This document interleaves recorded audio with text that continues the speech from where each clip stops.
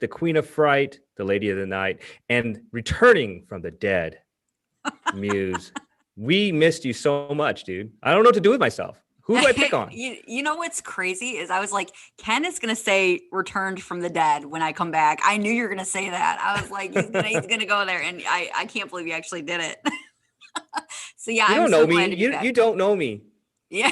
You don't know me. I'm in your brain. But yeah, no, I'm glad to be back. It's been a rough couple weeks. Still kind of getting over the knee injury. The contractors are gone.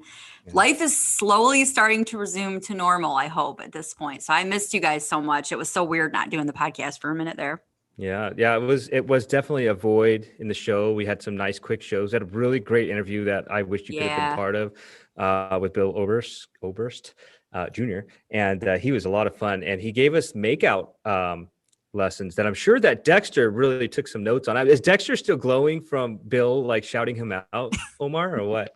Oh wow, he's when somebody does something like that, he just can't shut up. Like it's just on and on. Hey, you remember Bill? That's why I continue to come on the show. You guys need me. Bill talked about me, and I'm like, oh come on. I'm like, if I didn't flip the thing off and show you, he would have never known he was there. So Dexter he's incredible. I mean, did you see him on Cinco de Mayo? I mean, he's out partying and everything. I'm like, you have work to do. He's like, no, I'm going out here and I'm celebrating. He's there drinking, and I'm like, you can't drink. He's like, I'm drinking and having all kinds of fun. He's just out of control. I don't know. But he is happy Lori. That's all right. Yeah, I am too. Welcome back, Lori, as I said. And I actually have some cool news for you, Lori. And I don't remember if you told me to read this book, but I did read a book, or I am reading a book. Actually, I read 2 books. Somebody told me to read another book, and they didn't even read the book. And I'm still pissed at them because I read this stupid book. It was called The Others or some shit. And it was about like this cult. And I read it because I was trying to be cool, and they didn't even read it. But anyway, that's not what I'm talking about. The other book that I'm talking about is American Psycho. I actually picked that up, and it's a freaking amazing book. And I highly recommend, if you do read or listen to audio, you should definitely get American Psycho. It's totally different. It's not like totally different from the movie, but it goes into more in depth of how freaking psycho he is. And I'm like, I was addicted to it. And there's a passage in there where they're explaining like the streets of New York, and it was beautifully written. It was just like, I couldn't have done better myself to explaining just the sounds and the smells and the sights and all this stuff. And I mean, not to take away from when he's killing somebody and poking their eyes out with his fingers or anything like that, but when they're talking about this, it's just a great book. I really enjoyed it. So we have a really cool show planned. We are going to be talking about a movie called Antidote, and we have the director Peter Daskaloff on, as well as Ashlyn Yenny. You might know Ashley Yenny from, she was in a lot of horror movies, namely The Human Centipede. Beautiful woman. This movie was killer. Man, we get sent some good movies, but this one was really cool concept. One of my favorite books that I've read is Dante's Inferno. I don't know if anybody's ever read that, if you can understand it, but it kind of goes, I don't want to give anything away, but I love Dante's Inferno, and it kind of mentions that a little bit on this. And we'll talk to them later on in the show. Unfortunately, Chris could not make it, so we got to give him a special shout out. He is with his daughter, who I believe is graduating, and so he is tied up there. And I know that he wishes he was here, but family first. So soon Voltron will be reunited, and all the Lions will come together. And we're almost at our 100th show, you guys. This is episode number 92. So in 8 more episodes, we hit number 100. And I already have something really cool planned. I'm really excited about that. Just a quick shout out. I want to shout out who is in the chat room here. Let's see. We've always got John in there. We've got Luna in there. Just a quick shout out. I want to shout. I have myself on echo there. Muse, you're in there. Oh, no, not a lot of people right now, but that's all right. We'll get there. I got to shout out my friend Andrew, who's listening, a new listener. He's a good guy, Andrew. You're a good guy, man. And I forgot the video game you told me to check out already, and I meant to write it down, and I forgot to write it down.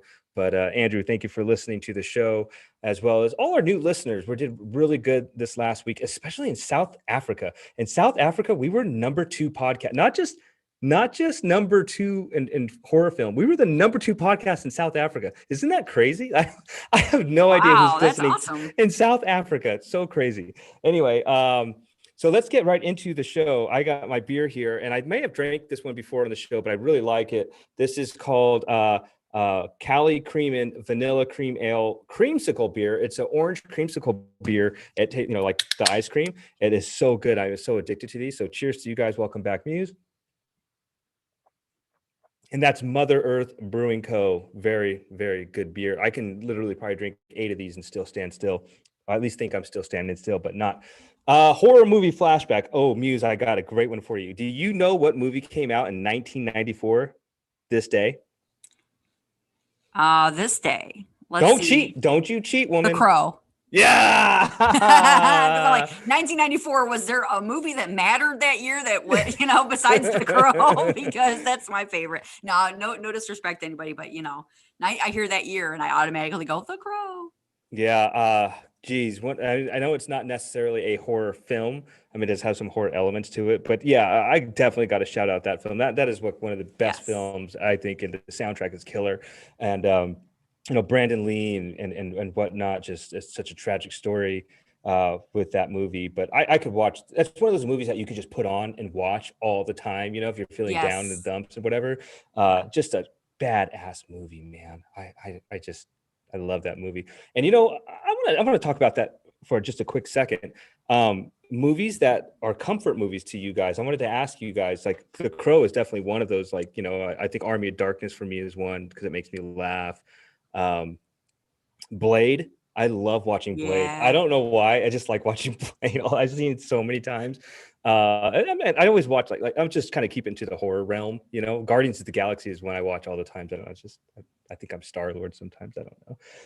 What about you, Muse? Do you have any movies that you just like that are comfort movies to you? So John and Luna will appreciate this one. The Burbs is a huge comfort movie for me. I watch it all the time. I love that movie. We actually tweeted. I tweeted that. We're not tweeted it, but watched it in a watch along with John and Luna, and a few other people. Venus was in there. She's a great person too. And we had a lot of fun. Had a lot of laughs. Mm-hmm. And that's one of my favorites. There's so many horror movies. Any of the Friday the 13th, Halloween, Nightmare on Elm Street, those are all comfort films for me instantly. When I'm feeling like, I just want to just relax and just chill out and just be, in my happy place, I go to those for sure. And of course, The Crow, which I just bought on Blu-ray. So I remember. Oh, you did? Nice. Yeah. So I haven't even got it out of the plastic yet because I was just like, it's so beautiful. I just want to open it, but I know I'm going to. So yeah, there's so many though. Yeah, that's cool. It's funny because when you get like a movie that you already have, but you get it in like a different format, it's like a brand new movie again. Like, oh, I'm so excited. It's the same shit, but it's cool. All right, HorrO, what about you? Any comfort movies you like to go to? Lori mentioned Mary Poppins. Yeah, Spoonful of Sugar. Why not? I think Lori mentioned some. Obviously, 80s horror, Freddy, Jason, Michael, always good. If I find one of these movies that I really like that are new that come out, and after I watch a series of movies that might be questionable, I like to throw one of those back on a second time and watch them. I know my time is scarce and I don't get to see a lot of them a second time, but sometimes I'll actually take a moment to watch it a second time. And I kind of enjoy it since I really enjoyed the movie. And I kind of check myself and say, hey, did I really enjoy that movie? Because I think sometimes your mood can play whether you like a movie or not. Maybe you're in a bad mood, you don't like a movie the first time, watch it. So a lot of that, or anything with lots of blood and guts. Yeah, I always love that. So, if I'm in a bad mood or I need to pick me up, throw some blood and guts up there. And that's usually a good cheer me up. And a Spoonful of Sugar for Dexter. Why not? I'm sure he likes Army of Darkness too. Is the guy playing the bone flute? That's probably his uncle. Oh yeah, that's John. John likes to tweet him that all the time, and he also likes what's it called, Nightmare Before Christmas. Loves that guy too. Unbelievable. And Skeletor. Skeletor is his favorite. Jesus. Did I tell you that I was Skeletor? I was Skeletor one year for Halloween at my elementary school, and my mom put me in blue tights, and I hated every second of it. And it was raining, and my makeup got all ruined. and yeah, I was miserable. But it was a cool costume when I left the house. That explains Anyway, so much.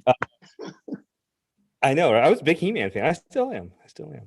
Just a couple other movies that had came out. I didn't mention this last week, but I just like this movie. It's so bad, but I like it. On May 4th, Star Wars Day, 1999, The Mummy came out with the Brendan Fraser one.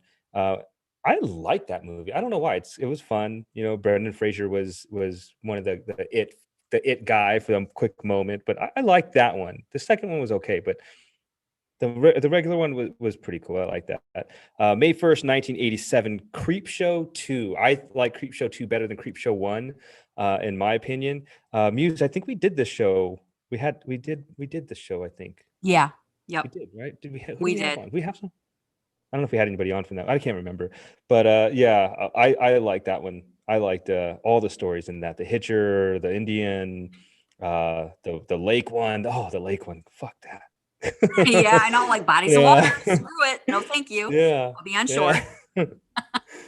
Oh man. Anyway, that's all I got for today. So once again, I'm drinking Cali Creamin' Vanilla Cream Ale Creamsicle beer from Mother Earth Brewing.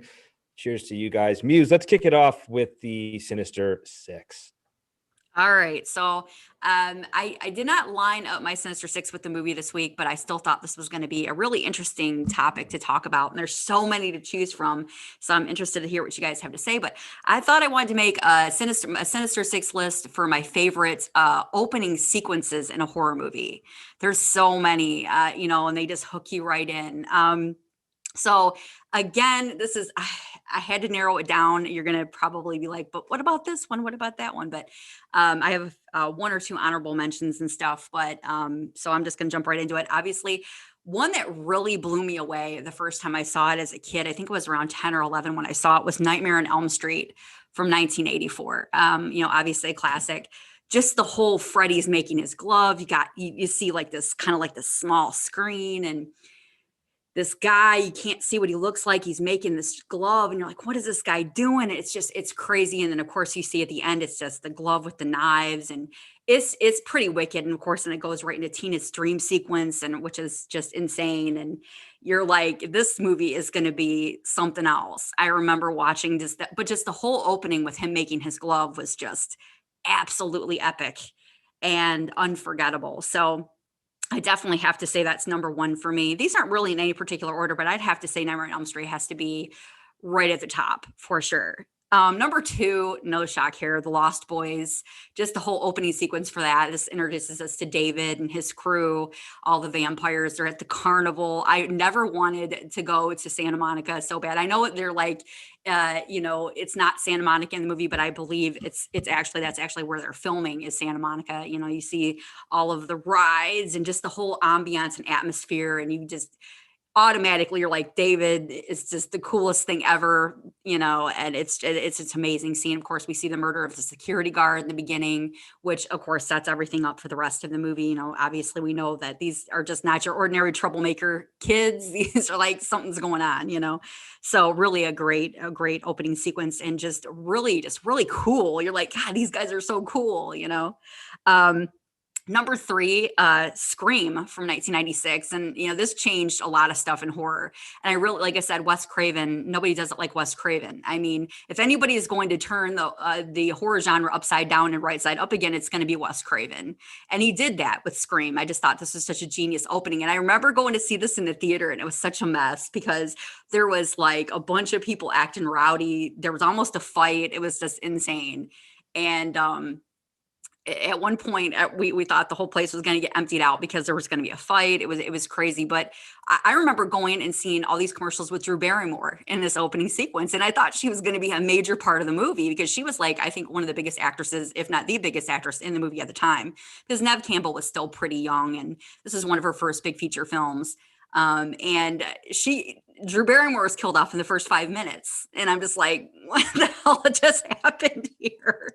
I remember being so pissed. I was so angry. I was just like, what? We can't have the movie now. Drew Barrymore is dead.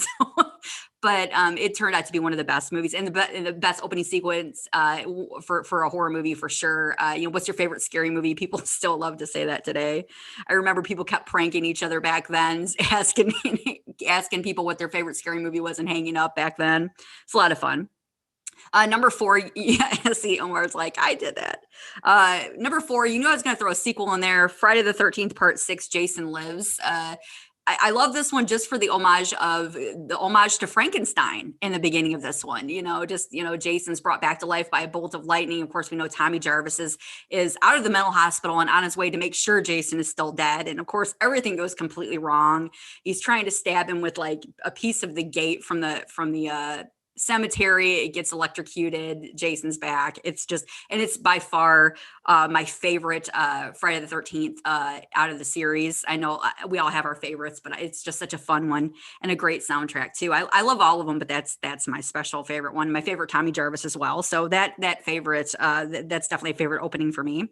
Number 5, I know a lot of people probably thought this should have been higher on the list, but Jaws. I talk about it every week, so I decided to kind of like leave it for the end. But yeah, Jaws, I mean, everything's kind of set up, it seems like it's going to be a good time that night. They're having a little beach party. Everybody's chilling by the campfires and stuff. And this guy and this girl are looking at each other. They decide to go for a little skinny dip. And of course we see an extremely brutal scene where this poor woman gets just absolutely just destroyed by Jaws, by the shark. And it's just a beautiful piece of cinematography too. At the same time, the lighting, the colors, everything that just kind of transpires throughout that. So just a insanely terrifying opening sequence. Again, I stay out of the water to this day because of it, especially oceans. So. And for the last one, number 6, I went with a movie that I don't talk about a lot, but I wish I should. I talk about more, as The Stepfather from, I believe, 1987. And of course, Terry O'Quinn plays the stepfather in this classic. And, right out the gate, that movie just jumps right off with the insanity. We see Terry O'Quinn in the bathroom. He's covered in blood. He's changing his appearance. You're like, what is going on? And, of course, if you're, this is one of those movies that is not afraid to touch on violence against children. I mean, you see him after he's done changing his appearance. He goes downstairs. This whole family is slaughtered in the living room and stuff. And he's just like worried about canceling the paper, getting his suitcase and walking out. He just walks out like it's a normal day, like he's going to work. And I will never, ever look at the song Camptown Races the same way after seeing that one, because he's whistling it the whole time. So every time I hear that song, I think of The Stepfather. But just a great opening sequence. And of course, I have not completely lost my mind. Even though it should have been on the list, I kind of wanted to mix it up a little bit. Halloween, obviously 1978, for my honorable mention. And Creepshow. Great opening there with the little wraparound story with Tom Atkins being like the asshole dad and the alcoholic father, and just a great revenge story there for his son that kind of gets after him there with this voodoo doll at the end. And just a great opening sequence though. So that's my list. I'm going to swing to Ken and ask him, what are some of your favorite opening sequences in horror movies? Well, I just mentioned one, Blade. I think that whole opening with the club, or the bloodbath club, and the music, and he just goes in there and kicks the shit out of everybody. And I remember I may have told this story again, but I'm gonna tell it again because I'm an old man and I tell my stories over and over again, and I act like you never heard it. But my buddy called me up at 1 a.m. and said, "Hey, you got to come over and watch this movie. I just watched it. I want to watch it again." I'm like, "God damn it!" And I was like, "Anyway," so I drove over there and we watched it, and just that opening sequence was like, oh man, this is going to be bananas. So it was not disappointing. So the opening of Blade, 100%. Even part 2, the part 2 opening was pretty cool too. And then Insidious. I thought Insidious's opening, just even with the credits, was really cool. And then you got that ghost, that creepy old woman ghost, man. That was terrifying. And the music, that weird violinish music when the Insidious pops up, like, and it's just like, oh, this movie's gonna be bananas too. I love it. So I'm gonna say those 2 movies. I mean, there's other ones like Ghost Ship. We can talk about Ghost Ship all day. That's probably one of the best. And then what a shit movie that was. But yeah, good topic though. HorrO, what do you got? Well, we had a couple here. One that's my personal favorite is Martyrs. I've said it over and over and over, and it's the original movie, of course. I simply love that opening. It's just so shocking, so crazy. I mentioned blood and guts all the time. I mean, there it is. Daniel Isn't Real also kind of does that in a similar way. Um, for those that haven't seen it, I don't want to ruin too much of that, but that also has a good, real fast opening similar to that. Some of the Final Destination movies, that opening sequence where they kind of set up whatever doom is going to happen, those are usually good. I particularly like the roller coaster one. Um, Dawn of the Dead, that was pretty exciting. That was crazy. And some for John here. John, earlier today, I saw him tweet this out. And it's a favorite of mine. It's 28 Days Later. And he was mentioning 28 Weeks Later. That also has a good opening. I mean, what is it to have a guy walk out into a city and there's nothing there? That is just creepy enough as it is. And then obviously what follows. And then another one that I like is Sinister, when he kind of gets to the film and he's watching the film and you kind of see what happens there in the film. Pretty creepy stuff as it is. So those are just a couple of them out there. But yeah, there's just a lot of good openings, and you need a good opening. I mean, half that one, but it just helps so much. But you have to be wary of setting the bar high and not finish it following through on that, because I've seen some movies that have a really good kill in the beginning and that turns out to be the best kill, and then that is pretty crappy. I do want to say one more that I forgot, and I thought maybe you were going to mention it, but Twilight Zone, the movie with Dan Aykroyd in the car, that was the midnight special. Yes, like, do you want to see something really scary? Yes. Oh man, I just watched that the other day, ironically, so that's pretty eerie. Yeah, that was such a great scene. Dan Aykroyd, out of all people, I was like, what? No. Yeah.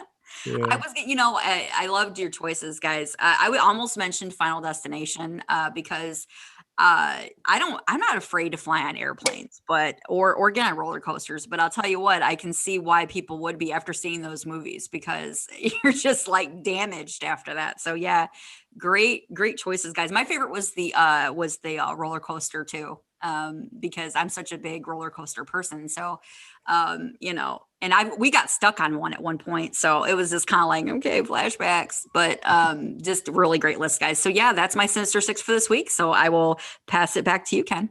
All right. So we gotta, we're live, so things happen. So our guest is jumping into our room now. So we're just gonna go with it. Is that okay with you guys? Good. Yeah. I'm okay with it. So, but yeah, good list overall. And we're gonna sit down here in a second here with Ashlyn Yenny. I hope I'm saying her name right. She's gonna butcher me. She's gonna cut my leg off or something. Ashlyn, how are you? Can you hear us? Hello.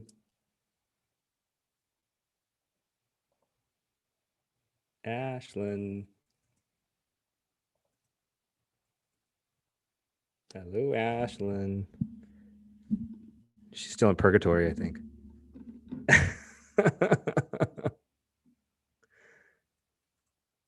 Oh, now she's gone.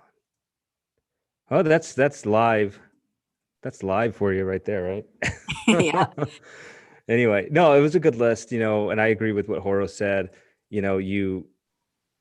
Like an opening scene kind of dictates what you're going to watch for the most part, and there's some really great scenes out there. And as you were mentioning, the topic, I was trying to think of what movies I would pick, and I just always have to go back to Blade all the time. Like, I don't know, from the music to just, you got vampires and whatnot. So, Ashlyn, how you doing? Hi, can you guys hear me? We can hear you. We are live on YouTube. How are you? Say hi to the YouTube world. Live. Yeah, hi. Yeah. Okay. We're jumping right into it. I'll start my video. There we go. Oh my God. So sorry. I know I'm like late to the game. I'm so sorry. I had to do a voiceover. Anyways, actor shit. Let's not talk about that. No, it's cool, man. You know what? The show must go on, and we're going to just jump right into the movie. But first and foremost, how are you? I'm good. I'm excited to be here. Excited to have Antidote coming out today. It's cool. I'm excited. Yeah. Well, we watched this movie, and man, this movie had it all. I really loved it. I think, Peter Daskaloff, who directed and wrote it and produced it, as well as you were a producer as well. But I think just the whole idea of this movie, you think but you have no idea what's going on. And our show is where the scary things are, and it doesn't get much scarier than waking up in a hospital that you didn't go to sleep in in a sense. And I apologize, my name is MonsterMash Ken, welcome to the show. Hi. And I got my co-host Muse and HorrO Omar over there. Hey. So we'll do round robin with you, and yeah, so we'll get right into it. So how did you get involved with this movie? It's a super crazy kind of story. Late September 2019, I get this Instagram message from the director of photography, Lucas Patassi, who I'd worked with earlier in the year. And he said to me, "What are you doing in the month of October?" And I was like, what?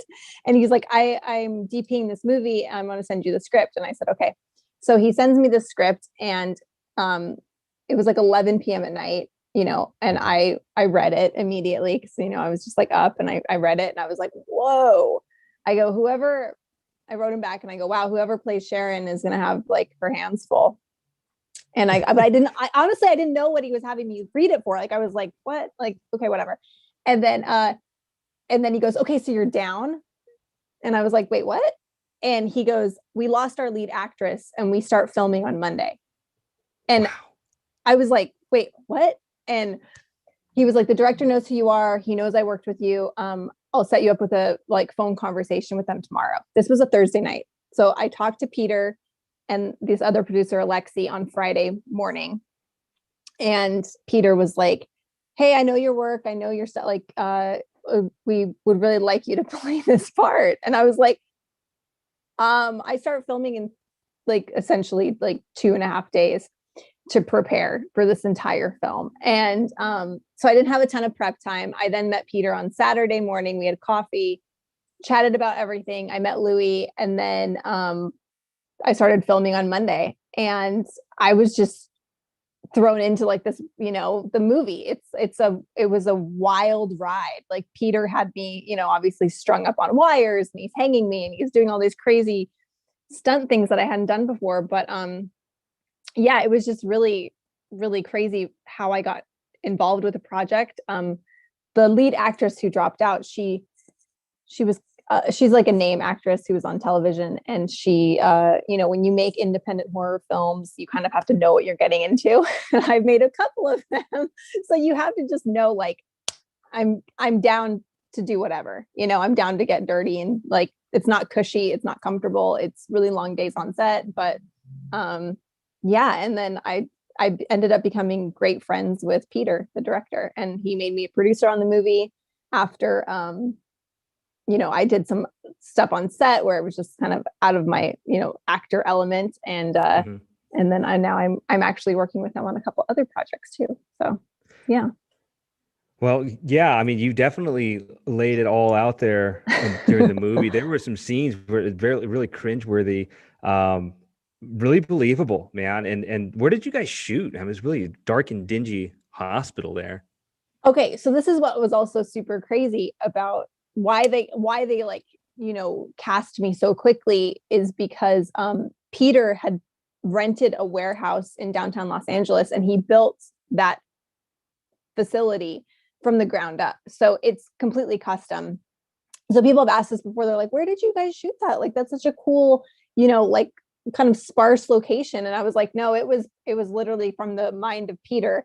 And what it was just one really long hallway with rooms on one side. And then the other side was essentially our backstage, where there was hair and makeup and camera equipment and our chairs and crafty, so people are getting tortured, and then we're eating Oreos. And so it was just really, really, it's shooting in an environment like that. I like to do that as an actor because it was really suffocating to be there. We shot almost an entire month just at the facility in that one hallway, and tricking it out, changing the number at the end of it, adding different elements to make it look like, this place is a labyrinth, a maze, of hallways, which it was really because of the brilliance of Peter and the DP Lucas that we could shoot it so many different ways. So it looks much bigger than it is, when in essence, it was pretty small. It was like a very kind of compact room, but yeah. Well, yeah, I think the hospital becomes its own character in a sense, and there's just different doctors that pop out of nowhere, then the patients, and then the rooms get bigger as your character grows within, because you start seeing different things and things that you don't necessarily want to see, terrifying things and whatnot. I thought that you played the role really well. I thought it was believable. You were scared at first, but you're really a strong character throughout the movie, and I think you kind of added. You weren't a damsel in distress, maybe for like a quick minute, because you were kind of disoriented. Like anybody would, and you wake up somewhere. So when you took on the role of Sharon, did you add anything of your own? Because I know you've been in so many different horror films, some really well-known horror films. Did you say like, I want to do it this way, or I think Sharon should be like this, or what? Did you have any opportunities to add your own flavor?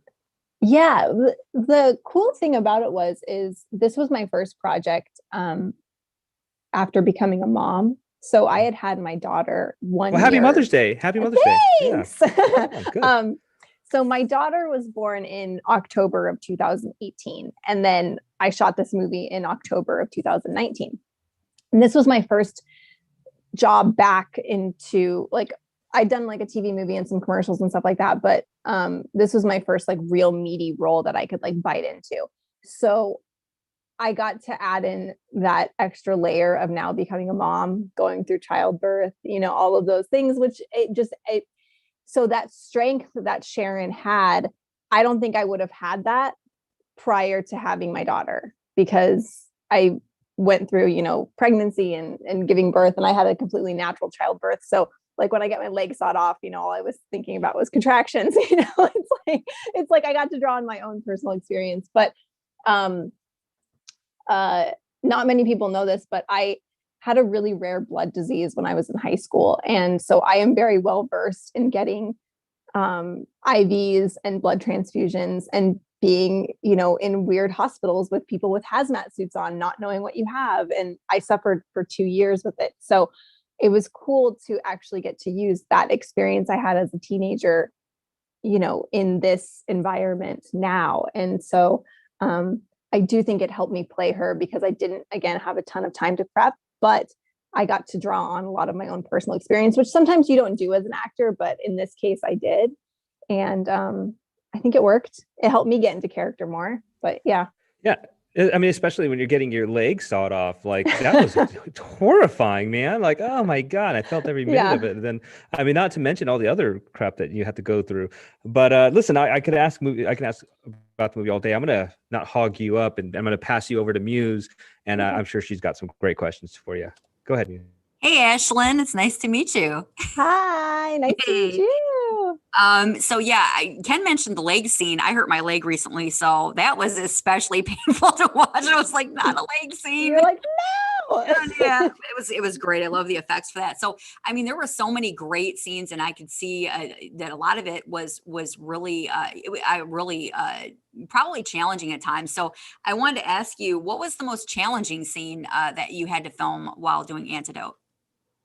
The most challenging scene was the hanging scene, because because when you're doing a practical effect, and I mean, everybody in horror knows this, like to reset something like that takes hours, and so you really want to get it on the first shot. Like you want to but again, it's blood, it's like water, you don't know where it's going to go. So when we did the hanging, I think Peter hung me like 7 times. And I mean, and a couple times we're like in his studio at his house, because we ran out of time at the facility, because he wasn't completely satisfied ever with it. And then we ended up using the first time we did it because of the energy and like what was, everybody was just it was just a different energy there that day when we knew we were like, okay, we're hanging me today.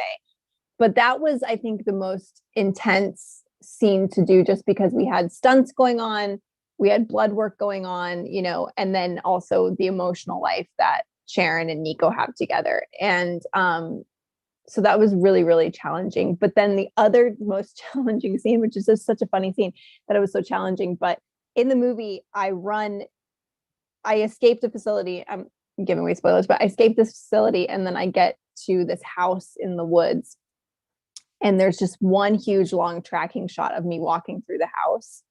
And I don't know how many minutes long it is, but that scene was incredibly hard to do because we did it in, you know, Peter wanted it. Well, not Peter and Lucas just wanted one long take. So I had the camera guy, Fleming, he was on a Movi, which is where it's like, you know, this big, huge built rig with the camera.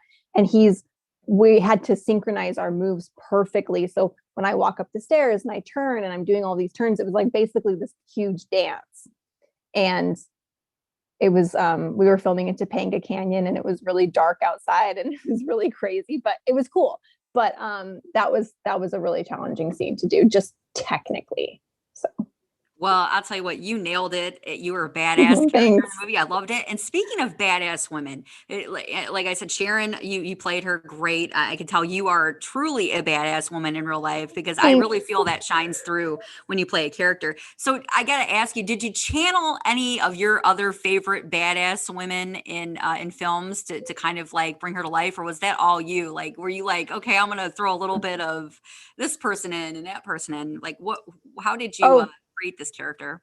Oh, for sure. I mean, just because, you know, and thank you, because I don't get to play roles like Sharon very often. You know, we don't get to be this like really strong female. And like you said, there is vulnerability in her, but she's a fighter. Like she just keeps fighting. Like she just, at one point I was like, she never gives up. Like she's so scrappy. And it was cool because I'm not like that at all in real life. Like I feel like I am a very strong woman, but at the same time, I don't know if I'd have that much fight in me that she did, and that much fire. And so, you know, of course, when I'm drawing on other characters, like I'm thinking of Sigourney Weaver in Alien, and I'm just like, dude, I just want to be like, you know, so badass. Like, I just want to be like a character like that. And so I was trying to just, you know, channel all of those really strong women that we know and we love, and just kind of like take on their essence and just be like, okay, how do I put this into a smaller indie, you know, character and portray that? And I think it worked, but thank you. It was a super, super just fun role to do, especially because like I said, I was a new mom and I was just getting back into working, and I was just like, let's do this, man. I can't wait. And my daughter got to come to set. I mean, she was only a year old at the time, but it was just cool. She got to see me flying through the air when she was a year old. So it was just cool. Super mom. You know? Yeah. That's really cool. Yeah. Yeah. Yeah. When I was a kid. Well, like I said, you did a great job. So Thank you.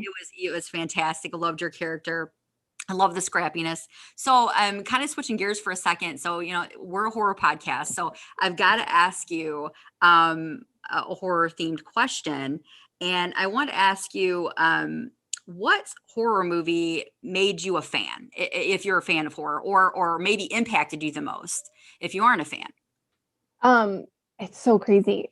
I get this question a lot because I was actually just thrown into the horror genre. I wasn't a huge horror buff before I did The Human Centipede. So that was my first feature film, and because it became what it did, I got thrown into the genre. And so then I started really loving horror films and really appreciating them. Before that, I was just a big scaredy cat who was like, no way, I don't watch horror movies. Like that's not like, it was never my goal as an actress to like be in scary movies.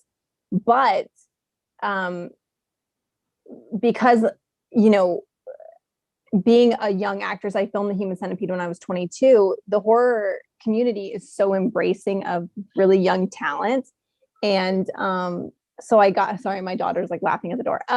So when I got to, you know, become a scream queen, you know, I I really kind of shied away from it for a while. And then as I got older, I started to realize how much of an honor that title is, because there's not a lot of like girls that can play horror convincingly, where it's like, yeah, anybody thinks that they can scream or be scared, but to actually convey true terror that is realistic, that the audience resonates with, it's actually kind of challenging to do. And I feel really honored that I get to do that. And I get to do roles where, you know, in a horror film, you get to play the whole spectrum of emotion. And a lot of people don't, you know, they don't see that sometimes, but I'm like, you get to play happy and in love and whatever, and then scared, and then, you know, tense and angry, but then you get to play like tragedy and killing and dying. And it's just incredible. So I don't know if I answered your question or I went off, but yeah, it's I don't know. I'm just rambling at this point. Sorry. Yeah, no, I get what you're saying.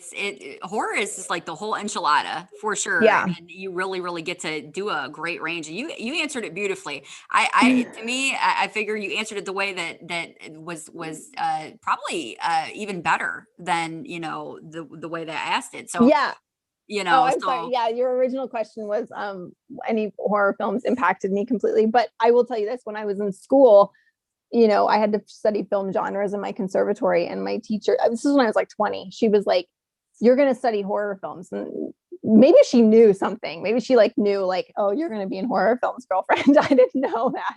And I was like, no, I want to study romantic comedies. This was for a film genres course. And she was like, no, you're going to study horror film. And so it really made me start. So I studied horror, and I studied, you know, like I went to my first stop was in New York, the Museum of the Modern Image, I think is what it's called, where they have the actual doll from The Exorcist. And wow. I got to see it like up close.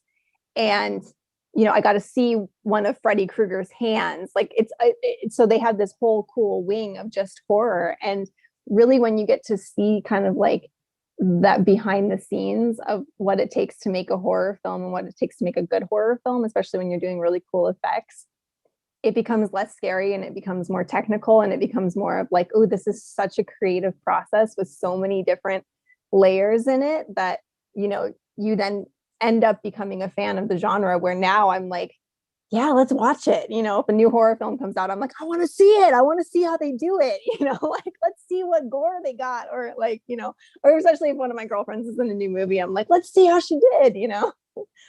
Yeah. Well, I'll Yeah. tell you what, it is. And we love practical effects here. So I'm right with Yeah. you. I miss the days where they used to have like things on TV all the time about, you know, how this effect was made and how that was made. I had like a whole thing for Nightmare on Elm Street at one point. My mom had bought me like the behind the scenes making of all these different scenes. So I agree with you 100%. It's so cool to see all the hard work that goes into that. So, yeah.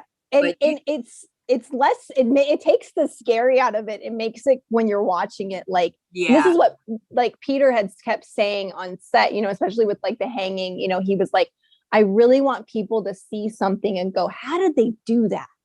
How did they do that? That's what he kept saying. And I was like, okay, cool. I was like, well, people have been doing this for a long time. I was like, they've been making like, people have been sawing off legs for a while, but no, he did. It was really, really cool. And I, you know, and also just because the first film I did, The Human Centipede, that was all practical, you know, like a lot of that stuff. And so it's just, I've got to work on some really cool projects where, you know, I get to do some cool blood gags, which I feel really fortunate that I get to do I'll tell you those. what, when I watch stuff like that, it makes me really appreciate what you guys do and all the hard work, because it takes a lot of time to do that kind of stuff. And like you said, Yeah. it's very physical at times, and you gotta have a lot of patience and all of that. So you did a great job. And I really enjoyed the movie for sure. It was a lot of fun. Loved your character, loved the story. I feel like I'm hogging you. So Oh no. gonna, Well, thank you. yeah, Thank you. great. And I'm going to pass you over to Omar and his buddy Dex the skeleton over there. I see. I was like, look at, he has got a buddy. Yeah. I can't do things alone, so I have to have a partner here in crime here. This is Dexter the intern here, so he says hello, and Hi, Dexter. And I kind of want to follow up on some of the things that Muse was just mentioning. And I guess I'll start with the special effects since you just mentioned that. You've been on the receiving end or been near a lot of that. Do you ever really, and I don't know every single movie you're in, but I know some of them. But do you ever want to do a movie where maybe you're the one, you're the killer, you're the one that I'm chopping off the leg, I'm bashing in the heads, I want to be the one dishing it out and getting the blood coming back at me in that way. It's funny because I only get to play that type of character in Lifetime movies. So I have done I have such like a weird, like, somebody tweeted it at me the other day. They were like, it's super weird that Ashlyn Yenny was in the Human Centipede, but then she's in all these Lifetime movies. I was like, I know. I was like, I know, guys. I know. It's like super weird. But yeah, I mean, I would definitely love to play a killer. Like, I would love to do that. Again, it has to be the right role, I think, and something that, you could see me doing. But yeah, I've only played like the villain in a Lifetime movie where I did have to kill a bunch of people. I've done like 3 of them now where I had to kill a bunch of people. And it's Lifetime and they don't really show blood. So for me, it's just like, it's a fake stab. But I will tell you, there's something really thrilling about it. It's really fun. And it's always fun to play the bad person. You just get, it's juicier. It's just got all the layers in it. And so I am down for playing the bad girl or the villain in a horror film. I don't know if that's going to happen anytime soon, but I'm down for it. Yeah. I say push for it. I mean, women in horror, they're making the movement. We've seen a lot of badass women come through here lately. I say find the right script and do it. Start slicing some heads off.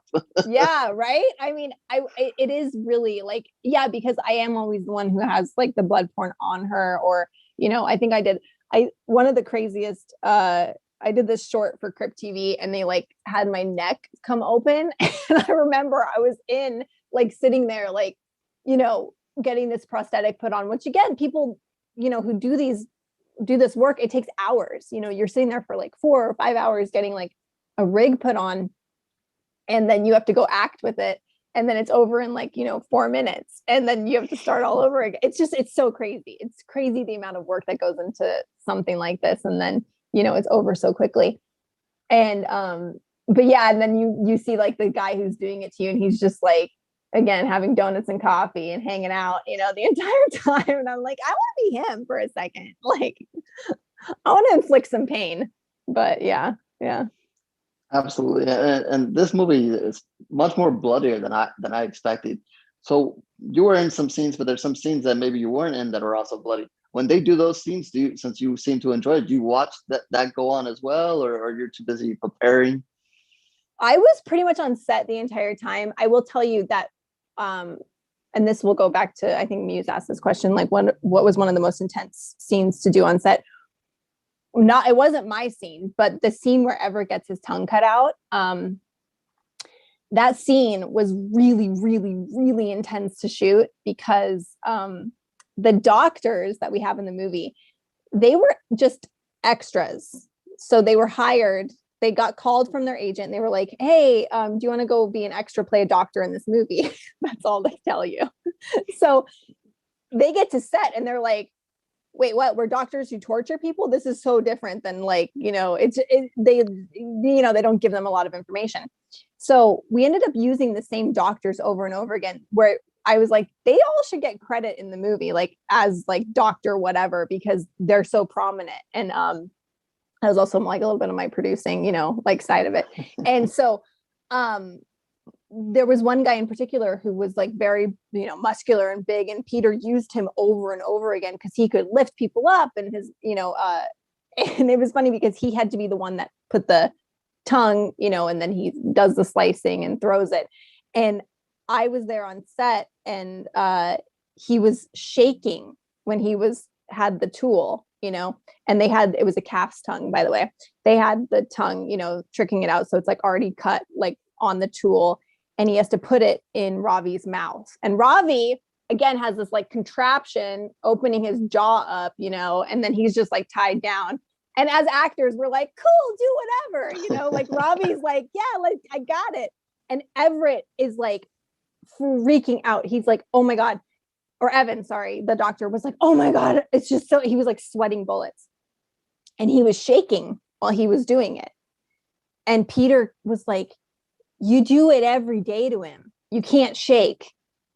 Like you do this every day, like trying to get into the mindset of him. And I was like, he thought he was coming to do background, and now he's like a featured fucking role. Like I was like, guys, like give him a break, you know?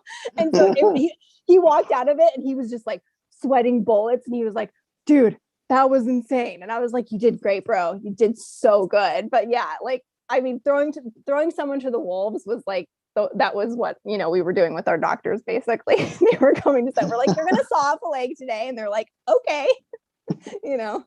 So, yeah. Oh, that's such an awesome story. And to kind of wrap it up, I want to kind of, again, go back to what Muse was talking about.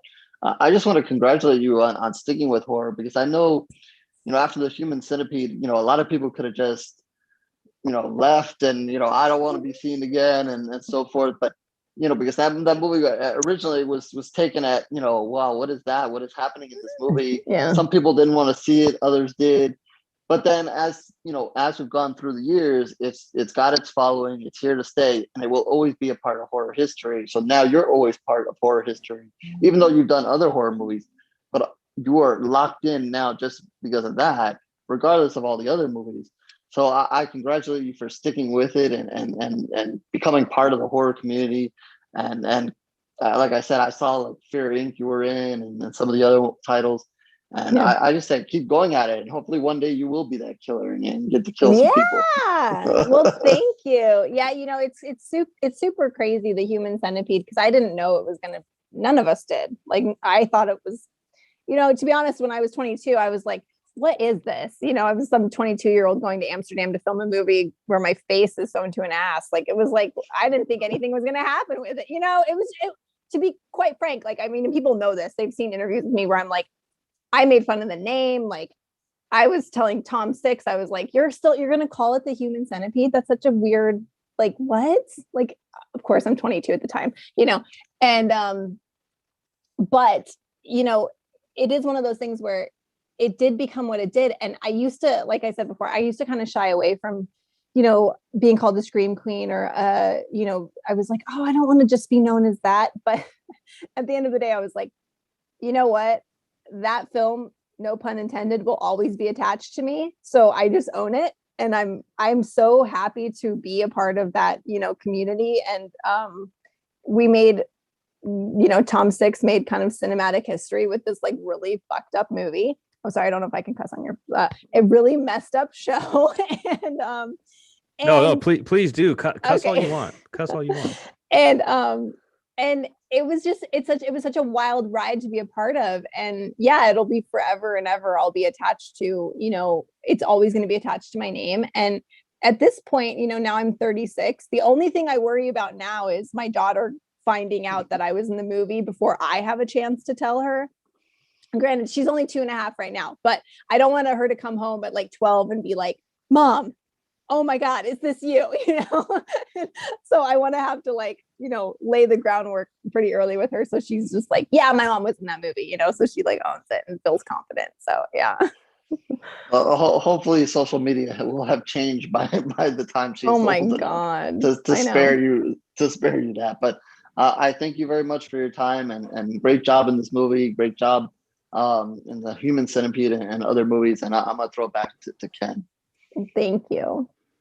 Ashlyn, before we let you go, and it's up to you if you want to do this, no hard feelings if you don't, but we do a thing on our show called the Deathly 13. It's a quick trivia challenge of horror movies. Are you in or are you out? Are you in? I'm not going to know anything. I'm not. We make it super simple. We make it super simple. Just 13 questions. You get lifelines, and you know what, Muse? We're gonna be nice to Ashlyn, and we're gonna give her as many lifelines as she wants. Okay. Okay. So sounds good.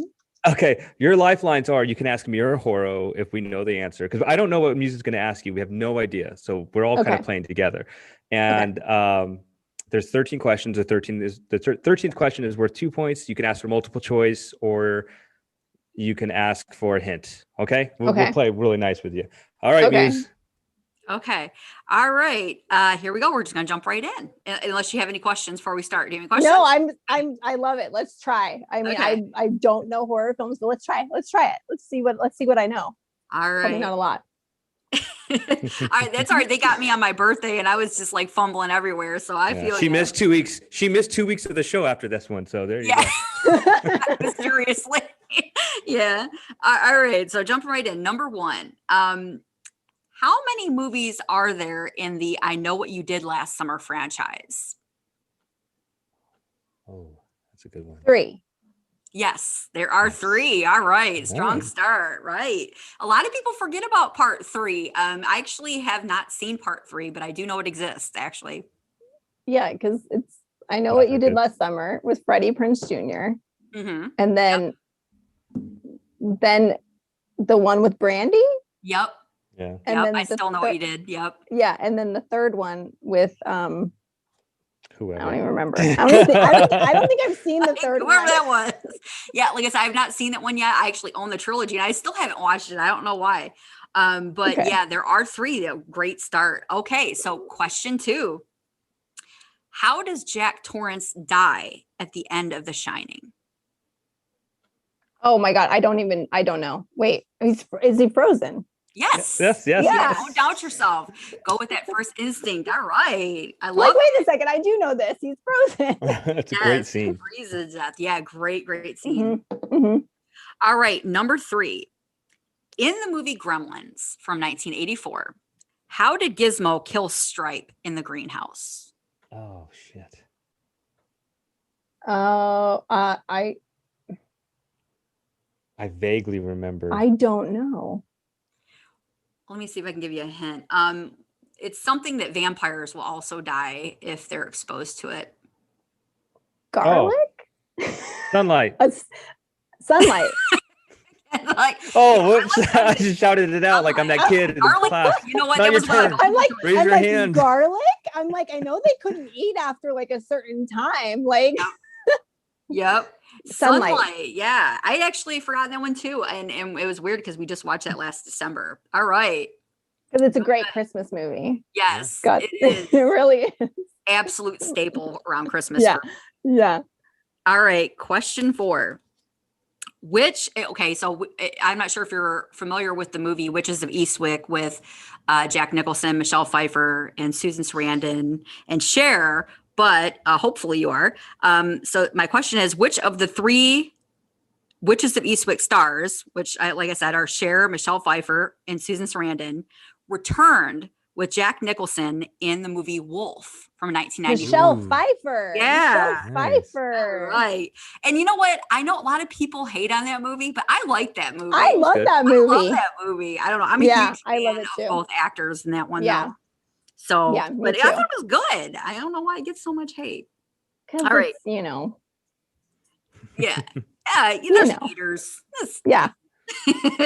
All right. Question 5. In the movie, now I'm talking about the remake in Black Christmas from 2006. What meat does Billy Lenz say is the closest to how mom used to taste? Wow. Oh, I have no idea what meat. I mean, I never saw this. So, what meat? I'm just gonna throw it out there and be like pork. What is it? Well, you could use a lifeline if you're not sure. Oh, can I have a lifeline? A lifeline? Does anybody know? Give her a multiple choice, or you can ask HorrO. Don't ask me because I have no idea. He's like, "Oh, come over here." I don't know that one. Sorry. All right, you want to do? That's very specific. Multiple choice. Multiple Yeah, choice. what's multiple choice? All right, does he say she tastes like chicken, chocolate, or candy? Well, chicken, because you said meat. Yeah. Okay, so chicken. I thought you were gonna say it when you said. I'm just gonna throw it out there because it's kind of like a saying people say all the time. It tastes like chicken. It tastes like chicken. I was Yeah. gonna go with chicken, but I was like, oh, I'll go with the other white meat, pork. Yeah. And I was like, maybe it tastes like pork. That's a good logic there. I like I was it. trying to think of it. Yeah, I don't know. Okay. Okay. The other white meat. Yeah. All right.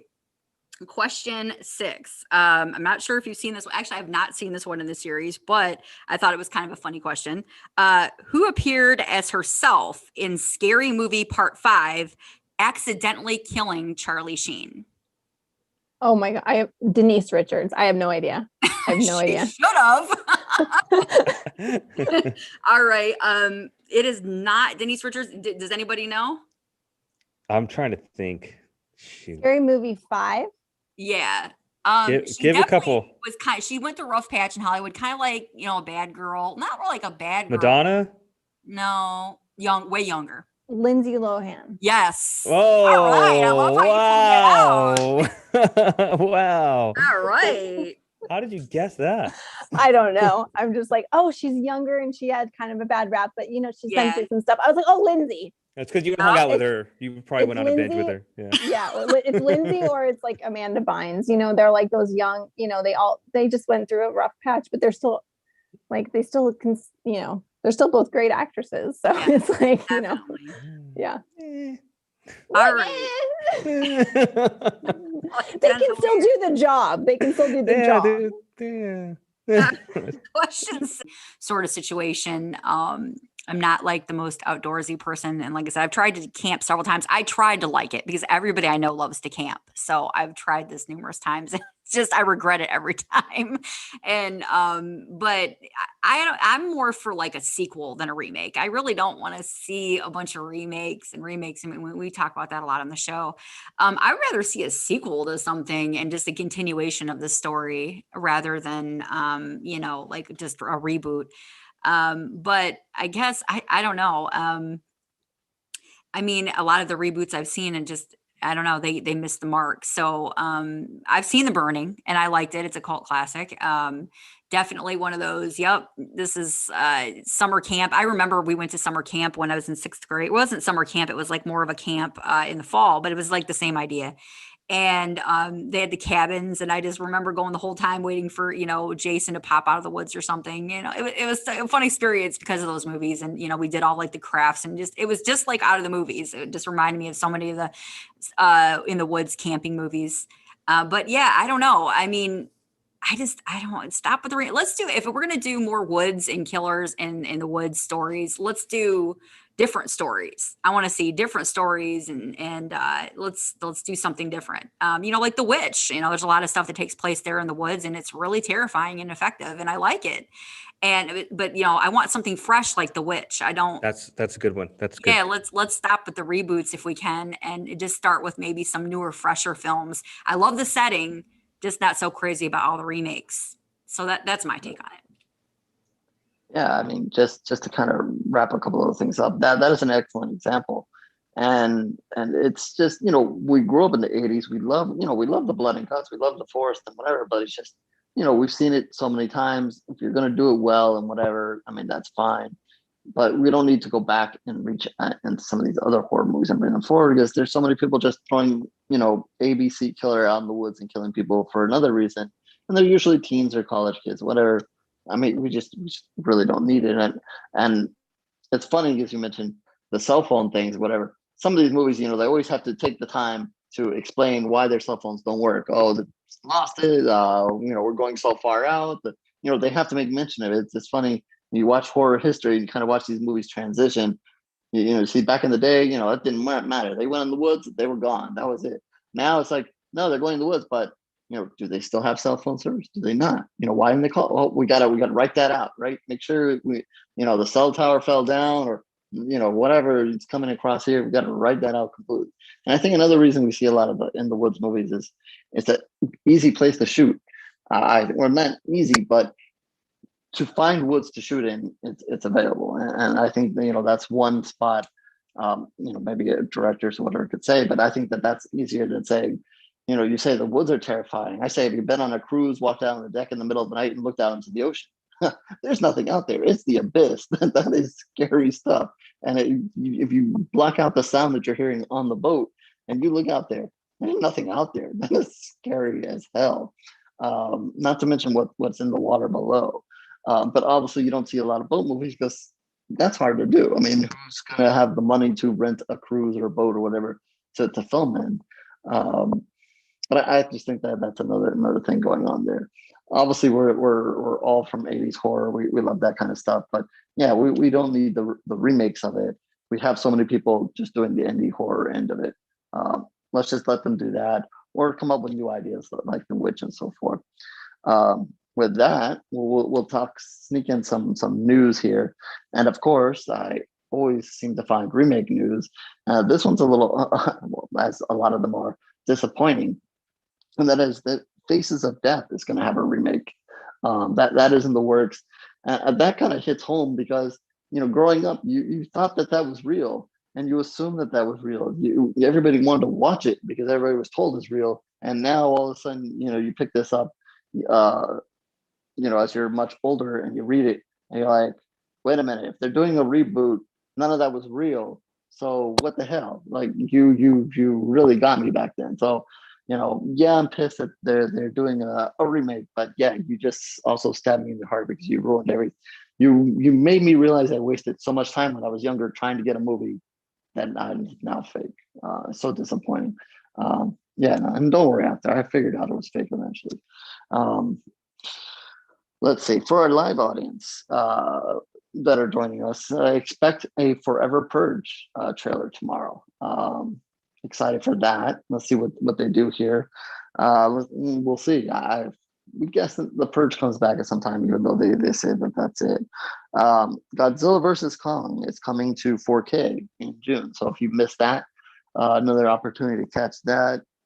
Also, a movie that we covered here, Anything for Jackson, will be out on VOD, digital, and DVD, Blu-ray, and coming up in June as well. Definitely recommend watching that if you've not seen that. Let's see, rehashing more stuff. There's another sequel. I think it's supposed to be a sequel.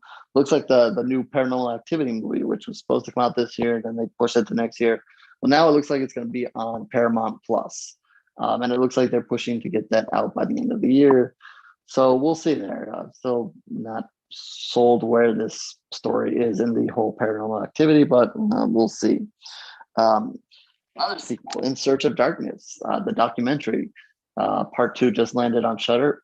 Part 3, they already want to be in development. So if you're like me and thought, hey, there's a ton of 80 movies that I haven't seen after watching Part 1, and then shocked that there are still more in Part 2 that I haven't seen, now apparently there are more, or are going to be more movies that I have not seen in the 80s.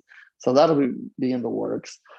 So go to their Twitter account and kind of, they want some clues to who they want to come on and so forth in the interview.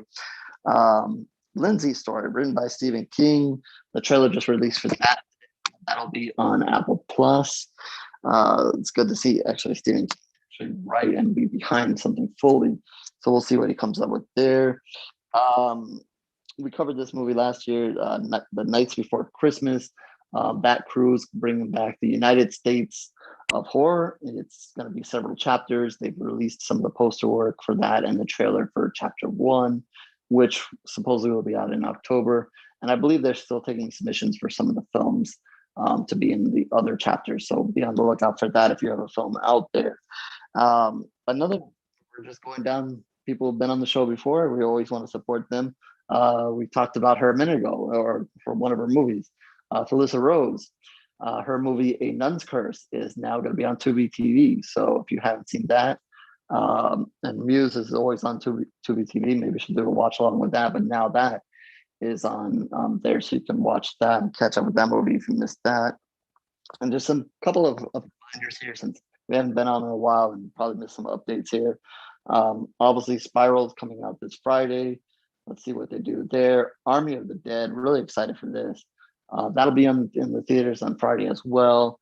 And if you're not going to catch it in theaters, it will be on Netflix on the 21st.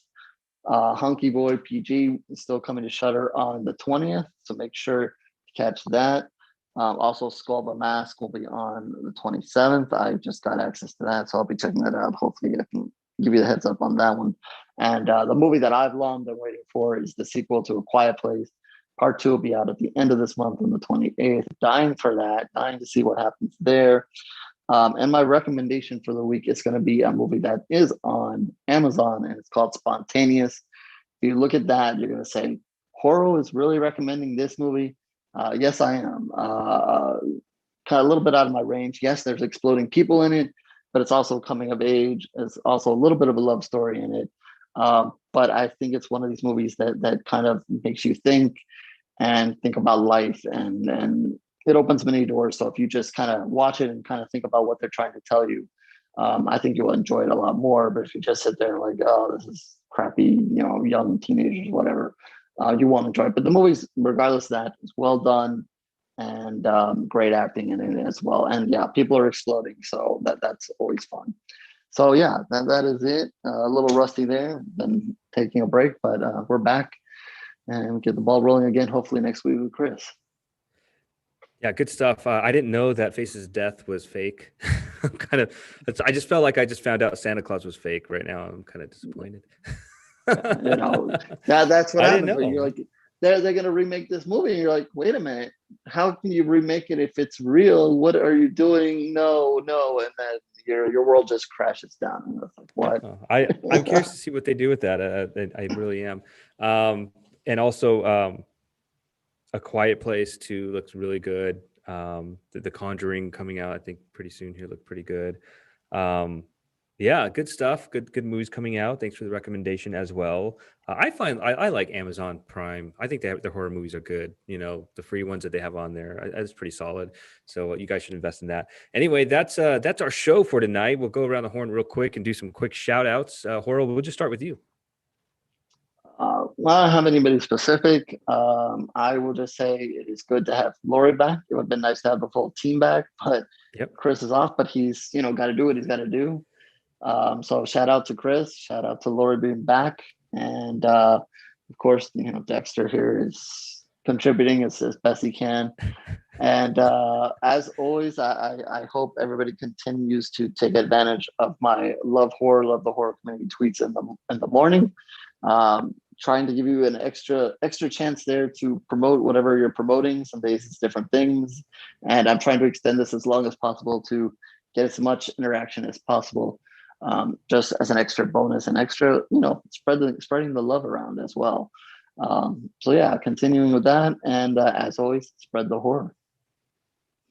And Muse, what do you got for us? Yeah, just not really any formal shout outs this week, just shout out to all the listeners and everybody in the chat there, Mike and John and Luna and everybody, maybe that's in there that I don't know about or anything like that. And just glad to be back, and I missed all you guys and miss Chris. And I know we will all be reunited and we'll feel so good next week. Shoot, next week I'm gonna take a little break and let Ken's you guys like, I'm out of here. shit. You guys all want to. You guys can drink the beer and piss people off for a change. I'll drink the beer. Yeah, I bet you will. You probably break your other leg. Yeah, I know, really. Yeah, we don't need that. Yeah, you might have at some point. we might need it for a podcast episode. Like, oh, woman breaks her leg doing a podcast. All right. Listen, just real quick for my shout outs. Obviously, thanks to you guys for doing a great job. Ashlyn, Yenny, sorry, I was going to call him Yeti. Ashlyn Yenny, thank you so much for hanging out with us. You were an awesome guest. Check out the movie Antidote. She said it released today, so find that on the internets and the interwebs. Type it into the Googles and you can find it. Thanks to all our followers and listeners. Please share our show. Leave a review on Apple. That we are totally awesome. If you don't want to leave a review or a nice one, just don't. But leave a nice one. We'd appreciate that. Or even on YouTube. Follow us on YouTube. We are live every Tuesday night. If you're listening to the podcast, you should tune in 7 p.m. Eastern on the YouTubes and with a fun chat room. It's a lot of fun. Anyway, I'm MonsterMash Ken and my co-host HorrO and Muse. Till next time, keep it scary, my friends.